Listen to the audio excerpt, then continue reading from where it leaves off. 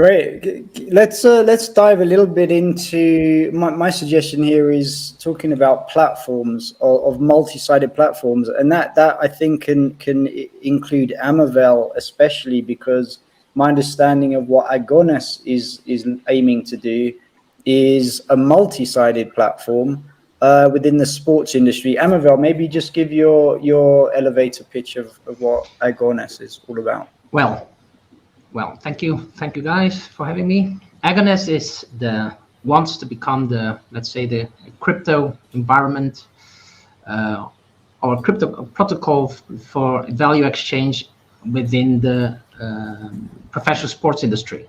So basically, we want to facilitate the way professional sports exchange value, be it between the talent, let's say the sportsmen, the teams, and service providers, stakeholders, but also sports consumers. So basically what we want to create is the platform where they can exchange and create value. And that's the Agones platform. So, and for that, we have created a very specific consensus mechanism, or let's say incentive mechanism, that we call proof of talent.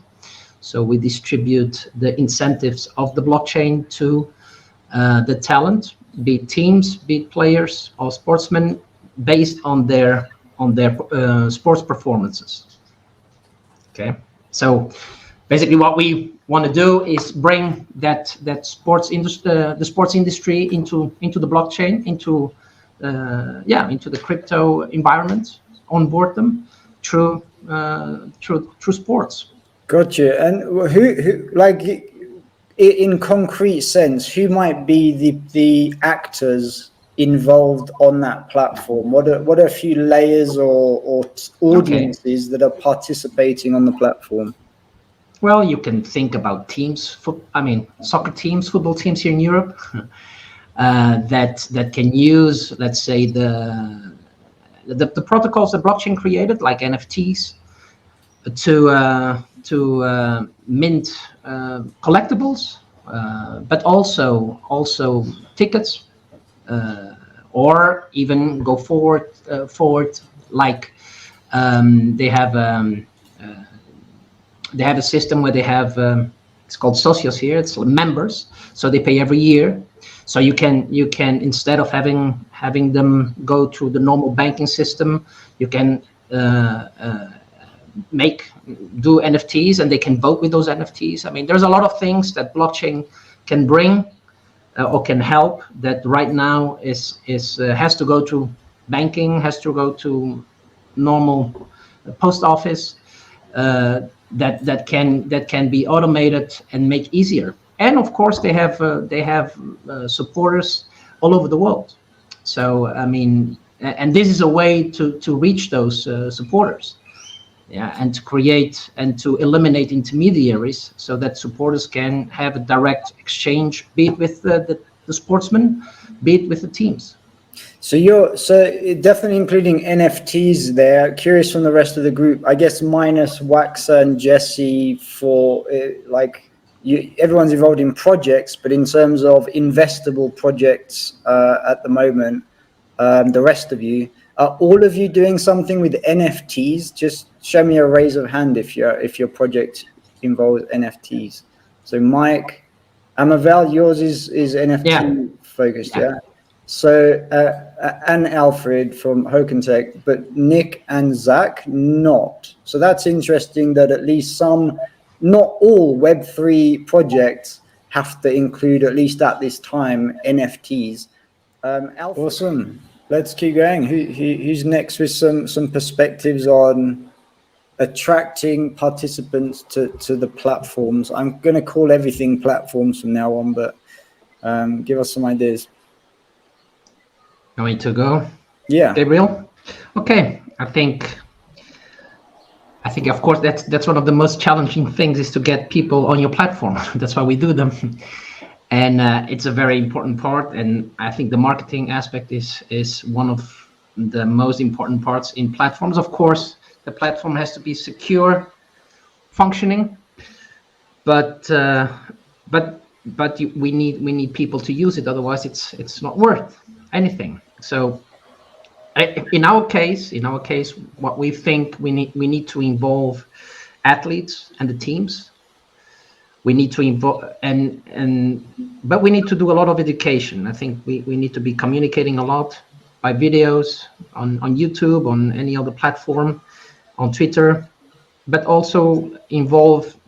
There are a lot of YouTubers talking about sports, and we have to find a way to incentivize them to talk about the platform, to maybe participate in the platform, and like I said, I mean, but the most important, I think, aspect is to be able to deliver a protocol and applications that are actually useful to the teams and to the athletes and to the users and stakeholders, so that that they will use them and that they will self-promote them. I think that's really the most important. But then again, blockchain is different. Blockchain is different from Web 2. You need to understand. You need a wallet. You need to. Every transaction needs to be on the blockchain, so there needs to be somehow paid for that. I mean, that's something that people are not very used to. People that are not very familiar to blockchain. So you need education. You need to explain to them why that is, so there, I think there's a lot of education that has to go into whatever platform, whatever application, whatever protocol you wanna introduce, because a lot of users that are not used to blockchain, they need to be educated so that they understand that blockchain works a little bit different than Web 2. But that there are a lot of advantages in using Web 3 or blockchain. So let's say self-promoting. Once parts of the platform, the community understands the utility, the usefulness, the value, and they want to start using it, achieving those network effects of getting to those 10,000 people.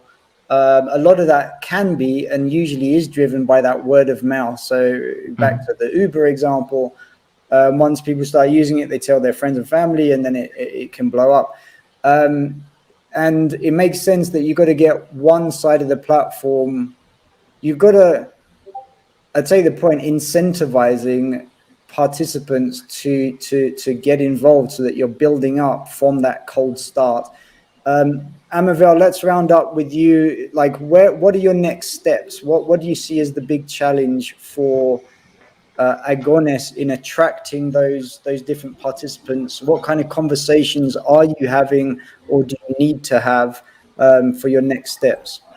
Well, we need to have conversations with the teams and the athletes, but we need to come up with an application that they actually can use, that brings utility to them. I mean, the moment we have that application, it's easier to talk to them. But since basically we need to first produce that protocol, and on that protocol we have to come up with applications. So it's a 2-tier project. So because on that protocol everything else will run. So that protocol can run different kind of applications, our application, but also third party applications.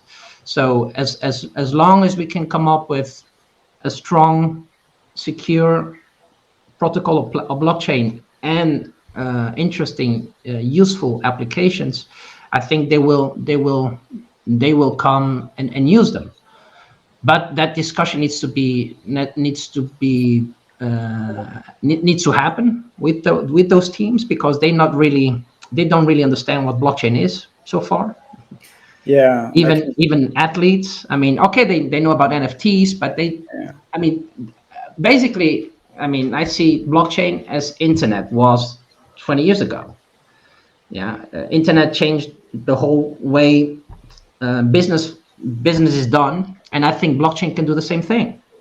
Yeah, it will wipe out intermediaries. You will be the owner of your of the value, whatever value you create. Right? That's something that was not possible so far. So, but people need to understand, and we need to bring and be capable of creating those applications so that we can actually make that happen for them. Yeah. And maybe I'm just taking notes here. Maybe athletes, they want like what's going to attract them. NFT itself is just a thing, but maybe it's the money, it's the publicity that they get. Just imagine that they will be the owners of their own rights, image rights. Got you. So license opportunities, that kind of thing. So you're turning the benefits that they already want into something that is relevant to Web3 tech. And you can see that. You can see that now. I mean, you already have football players, athletes that right now are saying to the teams, I want to be the owner of my image rights. Mm-hmm. So and they are negotiating and saying, because a lot of teams share those rights with the players, or they own those rights and they pay them something. And a lot of players say, but I can generate more money. I can generate more money on my own. Why do I need to share that with you? Makes sense. So that's something that blockchain or the Web3 or the blockchain can deliver to them. So like being on TV shows and getting sponsorships and merchandise of the athlete and all of these kind of revenue opportunities. So we can start to see how so many things are relevant within that area. And as you described, from protocol then to applications and all of the participants that have to be involved in the coding, projects are kind of different length roadmaps, right? It sounds like Agones is a very big project with a very extensive roadmap. And I think part of the challenge that often developers and founders have not only is the funding, but is the perspective of having enough patience to go through the learning curve to find traction with enough participants, enough of an audience, so that it can amount to a functional platform in the future. Definitely challenge there. Maybe Zach, let's go over to you and get some thoughts either on that or general in terms of platforms. First of all, I want to say like there's something really interesting about this idea of like rewarding players, where the fans actually reward them, because I know there's a lot of players who get stuck in a long-term contract and they get paid some amount, but then 4 years later, they're like the star player and they're still getting this entry-level pay. So it's cool that you could have like fans bidding to like help support the players they love and stuff.